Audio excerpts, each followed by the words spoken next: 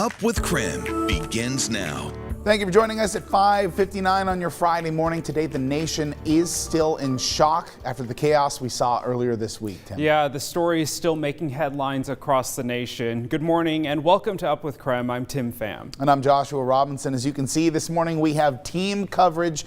Dana Marie McNichol has the latest announcement from President Trump and from President-elect Joe Biden. And Nicole Hernandez is live in Coeur d'Alene talking about a group that attended the riots at the Capitol and reaction from other local Republican groups in the area. But first, we do want to send things over to meteorologist Jeremy Legoo for a look at today's forecast. Jeremy, my windshield was a little frosty this morning. Yeah, Tim, it's frosty. I don't know how else to tell you. You're going to be scraping windshields. Tim, first thing he was like, hey man, it's frosty, roads are slick. And I was like, Tim, thank you. That's the kind of reporting we need from the roads. And so as you head out the door, be ready for that. I myself did encounter some of that, and some others did as well. So it is a little bit slick out there with temperatures falling. We knew we were going to continue to drop. We are down to 30 degrees now here in Spokane and Coeur d'Alene.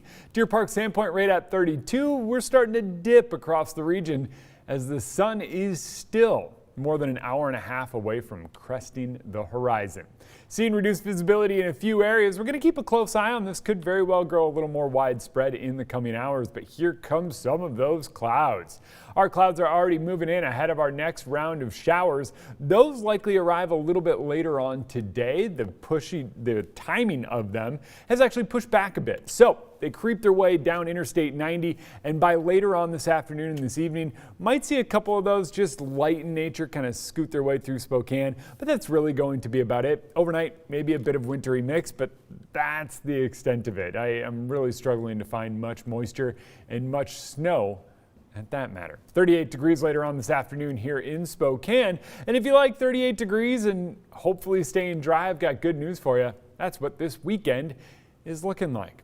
Dry with temps in the upper 30s both days. We'll see you back here in a few minutes for your full forecast, Jeremy. This morning, CBS News reports they have learned that some rioters are still in the Washington, D.C. area and may be planning new attacks. Roughly 6,200 members of the National Guard will help support the Capitol Police and other law enforcement in Washington for the next 30 days. The public emergency for the city will stay in place until January 20th, Inauguration Day. Road closures may be altered. Yeah, crews are also setting up tall metal fences that are designed to be difficult to climb.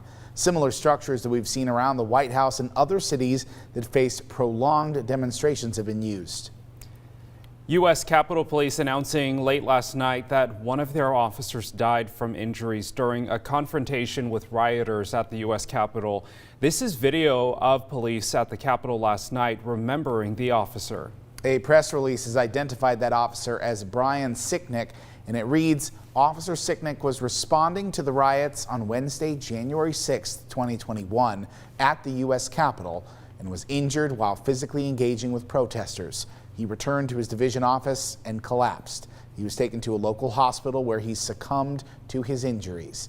The officer's death is being investigated by the department's homicide branch and by federal authorities. In total, 5 people died in the riots, one of them shot by U.S. Capitol Police. The 3 others died during medical emergencies. 83 people were arrested in the chaos, 69 by Metro Police and 15 by Capitol Police. We expect those numbers to continue to rise. Officials say at least 50 police officers were hurt. Meanwhile, since the riots, the head of the Capitol Police resigned, and more people in President Trump's cabinet are stepping down too. 2 big names, including Education Secretary Betsy DeVos and Transportation Secretary Elaine Chao, both resigning. Dana Marie McNichol joins us now with a breakdown of Trump's latest Twitter video and how Biden is responding. Good morning, Dana Marie.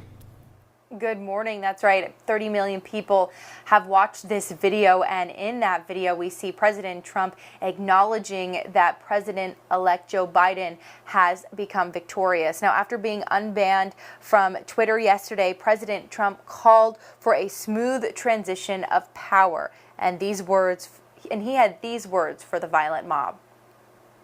The demonstrators who infiltrated the Capitol have defiled the seat of American democracy. to those who engaged in the acts of violence and destruction, you do not represent our country. And to those who broke the man who will replace President Trump in the White House in just 12 days also addressed the public. President-elect Joe Biden called Wednesday one of the darkest days in our nation's history. But what we witnessed yesterday was not dissent, it was not disorder, it was not protest, it was chaos. And for the latest updates and announcements from President-elect Joe Biden and President Trump, you can always go to KREM.com. On 6:05 now this morning, more local groups are responding to these riots in Washington, D.C., including Republican organizations here in Spokane and in Idaho. KREM 2's Nicole Hernandez, though, joins us live in Coeur d'Alene to tell us about one organization, though, that is yet to condemn the violence. Good morning, Nicole. Hey, good morning, Joshua. So both Spokane and Idaho Republican groups have condemned the violence that happened at the Capitol, but we haven't heard anything yet from the people here in Kootenai County at the Kootenai County Republican Central Committee. So on its Facebook page, the Kootenai County Republican Central Committee did post some YouTube videos to the rally. You can see those here. They also shared these photos of what they say are Kootenai County residents at the rally. Some show the bottom of the Capitol as people mobbed the building. KREM 2 reached out to the Kootenai County Republican Central Committee on Facebook and its chairman Brent Reagan by email on Thursday and was sent this following statement in both instances. He said, quote, "At this time, I do not have any firsthand information and have not spoken to anyone that does. If you seek baseless speculation, there are others far more skilled at that than me," unquote. KREM reached out for clarification about the group's stance on the riot, and this is what Reagan had to say after that. He said, quote, "The committee has not yet met to discuss this matter, and so there is no official position until they have. Our state party chairman, Tom Luna, has issued a statement, so I would refer you there," unquote. The Idaho Republican Party chairman did condemn that violence and said that at this point, what's best for our country is a peaceful transfer of power. Live in Coeur d'Alene, I'm Nicole Hernandez.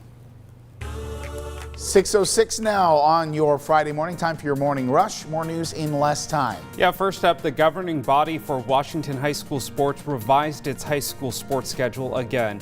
Fall sports season will now start February 1st. That includes football, volleyball, girls soccer, and cross country.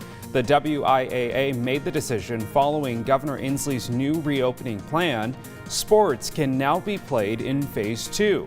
They will review a plan for the next seasons on January 19th.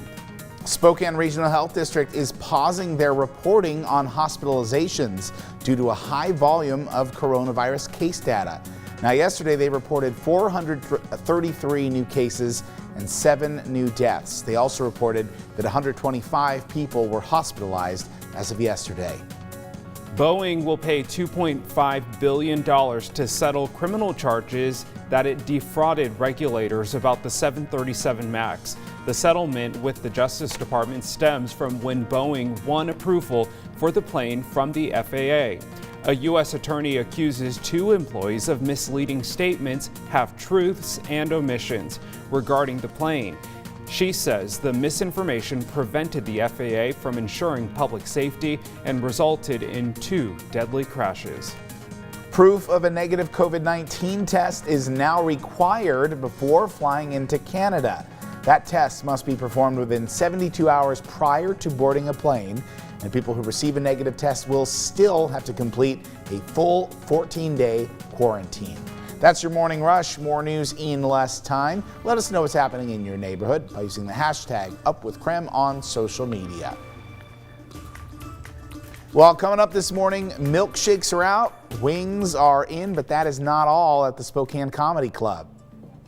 If we can make it, we will sell it. Whatever we have to do to get to the other side of this so comedy can come back. We'll take you inside the latest efforts to bring the local comedy club and keep them alive in pandemic times. Now we're waking up to some slick roads early on this morning. I'll let you know what that means as you head out the door and when you can expect things to warm up.